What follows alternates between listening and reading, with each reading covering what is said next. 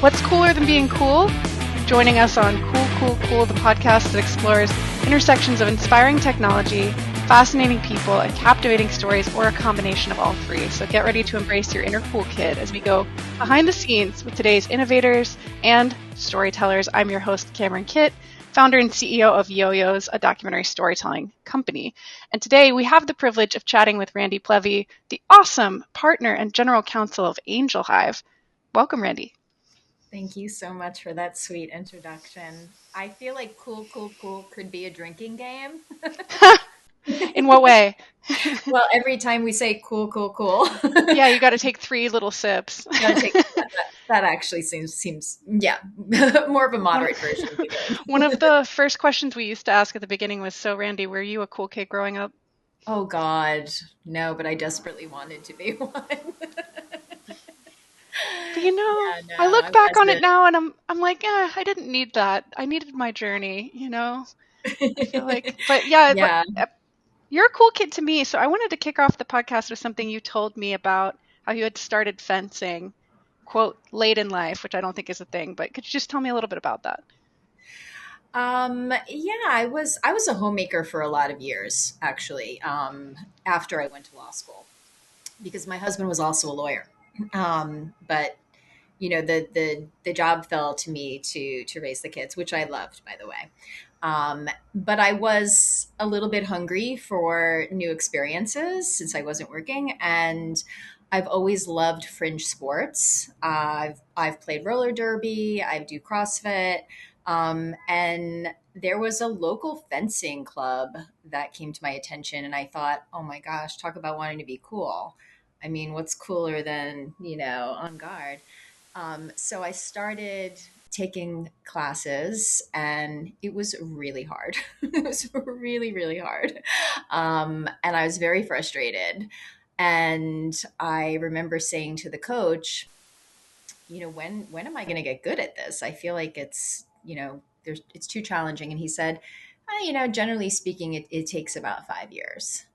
And I thought, okay, well, I don't feel like I've got 5 years to put into this sport. That just seems like too much time, too much training. And he just said something that never left me, which was, well, you're gonna be well. I had said to him, I'll be 45. I'll be so old, in 5 years. And he said, no, you're going to be 45 no matter what. So you could either be 45 and good at fencing, or you could be 45 and somebody who quit fencing.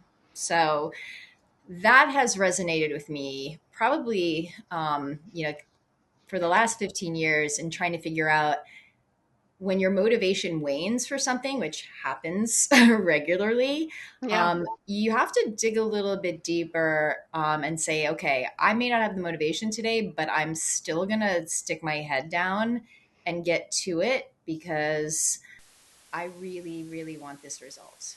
Mm-hmm. And I feel like that's something it took me, like in my more mature years, to understand, was to not wait for motivation, and not to think that a lack of motivation meant that I wasn't serious about something or that I couldn't do Mm-hmm. it. Yeah. I think that's a myth that we all like to believe, is that the golden among us are struck by heavenly inspiration to finish their work. And I just remember there was this Jack London quote about, like, I don't wait for inspiration, I go after it with an axe. And I was like, that's that's Yeah. how you gotta like, I'm going out, I'm not waiting, I'm like showing up and like chopping and chopping until it comes. So yeah, I mean, I you just have such an interesting background. You started off as a TV journalist. You were a mom, and you said homemaker for many years. I like the phrase domestic engineer. You've been in law for a while, and now you have gotten into this world of investing and supporting women and kind of the mission and Angel Hive. And so what you're doing now seems like a really amazing kind of amalgamation of all the things you've been working on across your life.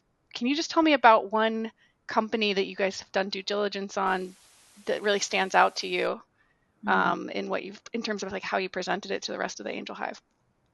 Yeah, the one company I'm really excited about right now is currently called RedDrop. They're about to do a rebrand and rename themselves as Scarlet. I hope that's not confidential information.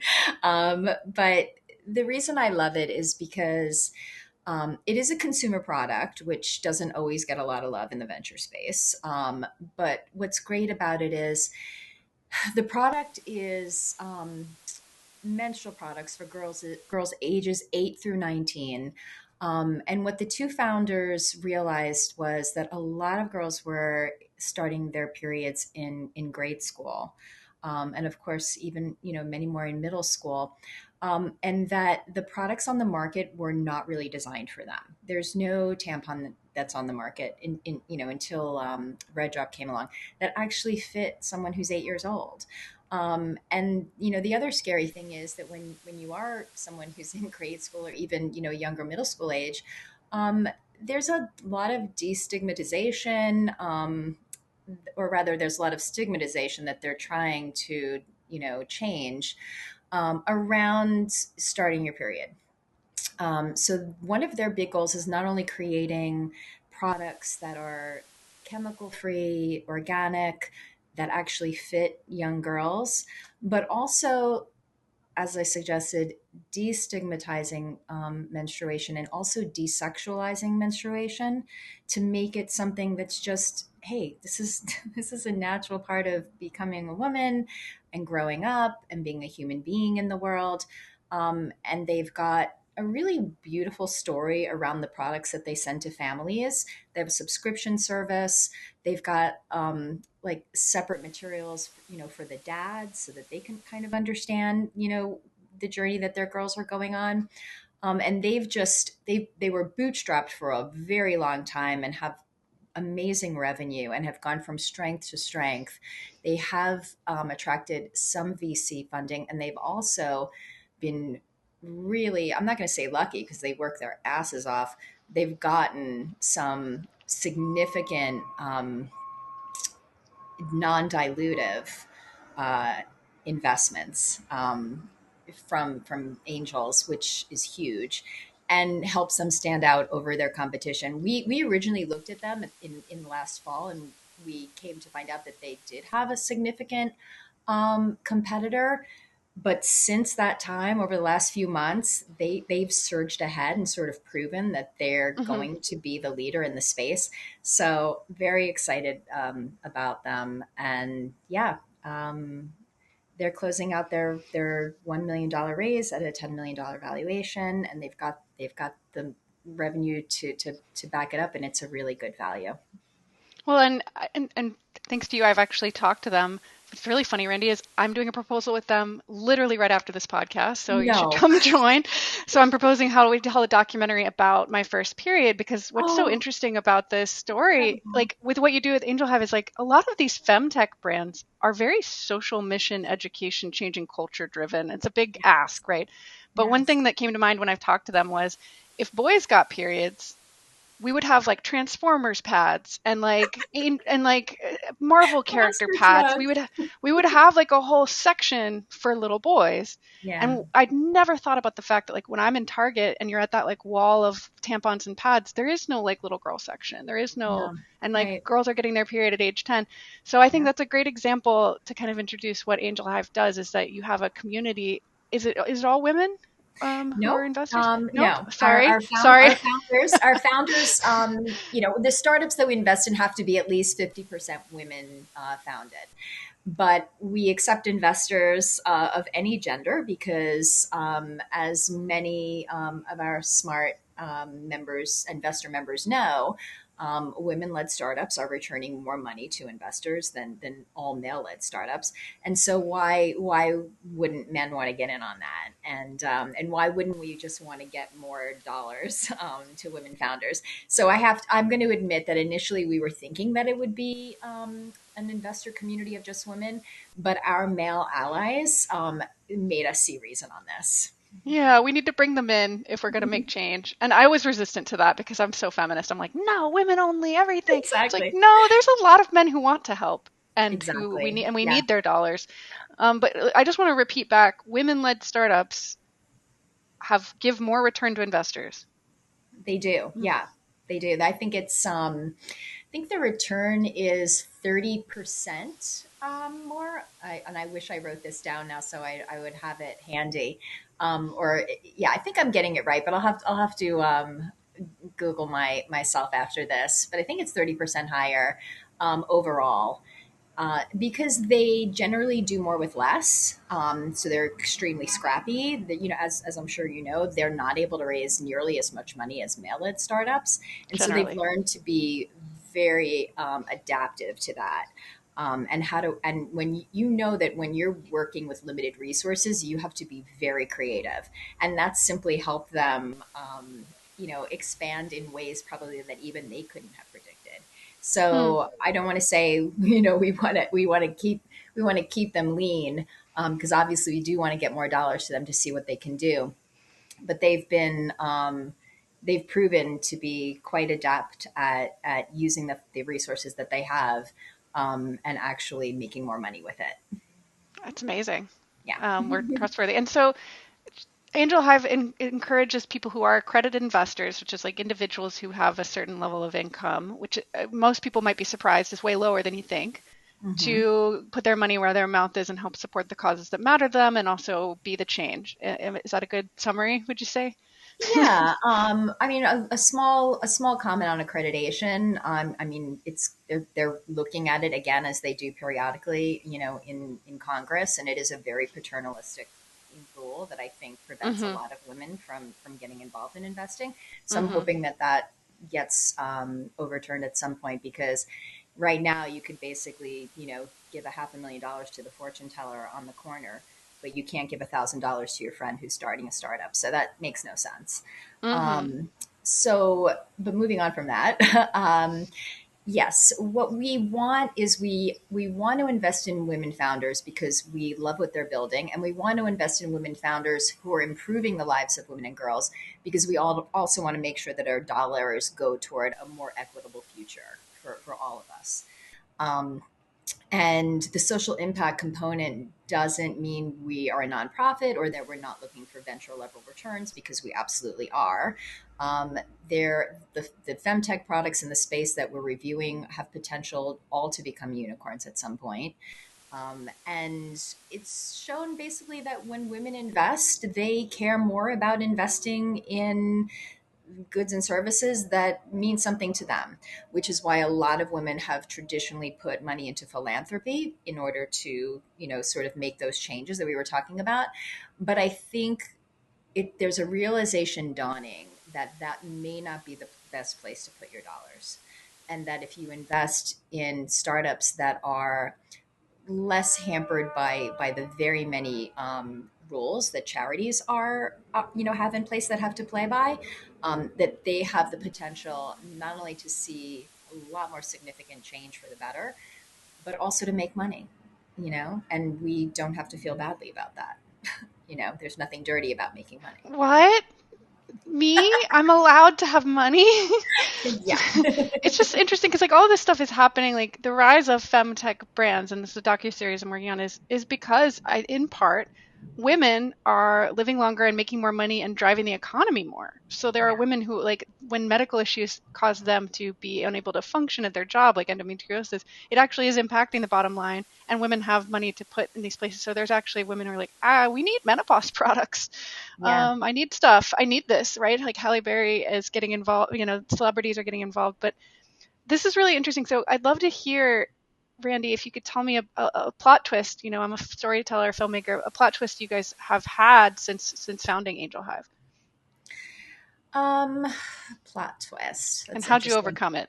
Well, I mean, I will say that in the beginning, when we actually started the syndicate, our mandate simply was to invest in women-led startups. That's Mm-hmm. really as far as we got. And I was asked a lot, and I thought a lot, you know, concernedly about how we would differentiate ourselves. And it sort of just kind of came to us while we were reviewing decks. So in the beginning, of course, we were just getting absolutely everything. A lot of alcohol product related companies geared toward women, which is a big thing right now. We were, getting a lot of fintech companies. Then we started noticing that occasionally a few would come through that were things that really spoke to our hearts. So, one on like anti-stalking and security for women, on college campuses. And we sort of realized that we were lighting up every time we came across something like this. And we were more interested in talking to those founders, and we were more interested in supporting those founders, and more interested in just relaying what we were seeing with these founders to the community. And that's really how our thesis came to be formed, which was, okay, it's not really enough to back women founders. That's having an impact for sure, and we're having an impact by bringing more women investors opportunities to invest in startups who have not had that opportunity before. But the last piece of the puzzle is, oh, and now we're going to make sure that the companies themselves are actually contributing to the future world that we're interested in seeing. So I don't know if that constitutes a plot twist, but that is exactly how our thesis was born, which was sort of in the middle of sort of reviewing decks. And as far as I know, there are a lot of funds and there are other syndicates that invest in women-led startups, but we're the only ones who kind of take it a step further. And I love that because that's what makes us unique. It also helps us narrow top of funnel down pretty quickly. And of Mhm. course, that is why we see so many femtech deals, and that's fine because femtech is a $200 billion industry. So It's only going we're to keep happy to be growing. there. Yeah. Yeah. I want to expand more on that. But first, this podcast is brought to you by Yo-Yos. You own your own stories, a documentary storytelling company that demystifies cutting edge technology with emotional human stories. Got a cool story to share? We can help you get it out there. So, of course, I'm interested in. I kind of have a similar experience. I feel like with yo-yos is you start a business and you know that you're a little bit of a leaf on the wind, where you think you have a service that you want to offer that and you have to ask people, is this actually what you're going to? Would you actually pay for this? Is this what you need? And then Yeah. you also see, do I feel good about this? Right? What you're talking about, like being lit up, like what drives me. And so this femtech documentary, I've worked in medical storytelling for so long, but like to finally feel super mission aligned with every project I work on really changes everything, right? Like, oh my Hmm. God. I mean, you don't want to put so much burden on the projects that you work on that you're like, okay, this is going to satisfy my creative outlet in every way. But to feel like you're also nudging culture and education is really powerful. And I think that's probably similar for you and your investors is that, this isn't just something I'm getting a return on. It's something I'm helping nudge society and culture and the economy and towards the right direction. Yeah. So Randy, I would ask you in general, what do you wish people knew? What do I wish people knew? I think I think we still have a long way to go, and I hope I'm answering your question because it's a very broad question. It is, yes. I think we still have some space between um, an understanding of what it's like to be a woman in society, and not just in America, but just in the world in general. Um, and particularly now that we're seeing sort of like a backlash to DEI politically, um, I think it's still not entirely safe to be a woman in many cultures. It's not safe always to get an education. This isn't really news, but I feel like there are a lot of people who feel, because I talk to people all the time about you know women's equitable positions in society, and I've actually had a lot of people say back to me, well, that's not really an issue anymore. I feel like we've dealt with that, and women can do anything, and I'm thinking, no, not really. Our Uh-huh. consistent failure to be able to elect, women leaders, and I'm looking at the U.S. because Mexico has a woman president. Who would think they would have one before we would? But our Yeah. failure, yeah, to have women in positions, still to this day have women in positions of power, and part of that is because of the dance that a lot of women are doing with you know essentially being responsible for childcare, in some form or other. And I was at an event called Women Who Lead earlier in the week, and it was amazing to me how many women there had frozen their eggs. This is a phenomenon that did not exist in my generation when we were in our 20s and 30s. I didn't know anybody who was doing that. Now, sort of as you said, as you alluded to before, there are employers who are interested in providing sexual healthcare services to women in the workforce because it keeps them productive, it keeps them on the job, it keeps them focused, um, and of course that's what good leaders want. So a lot of employers are now offering this as a benefit: is they will pay to help you get your eggs frozen so that you don't have to basically put off the concept of being able to be a mom because you're so focused on your career and you don't have time to do that. Mm-hmm. So I think that that's such an interesting phenomenon and points really to the direction that we're heading to as women, where we're becoming more responsible for our the choices that we're making. We're not just letting life happen to us, but also we are being supported by a healthcare industry that finally gets that you know we need to take care of women. So I guess I'm complaining a little bit, but I'm also hopeful, because I do see incremental change coming, and I'm Mm-hmm. excited about it. Yeah. But yeah, I feel like we still have a long way, to sort of quote an old cigarette ad. We still have a long way to go. Mm. And I think there may not be an appreciation of that among some folks who think that we've already it's like done and dusted, we've Uh-huh. achieved. But yeah, I don't think that's the case. But I am really excited for the future. I think that the changes that we're going to see in medicine from artificial intelligence are going to improve women's lives so significantly, and I'm only just sad that I probably am not going to live long enough to actually be a beneficiary of it, but I hope my granddaughter will be, you Hmm. know.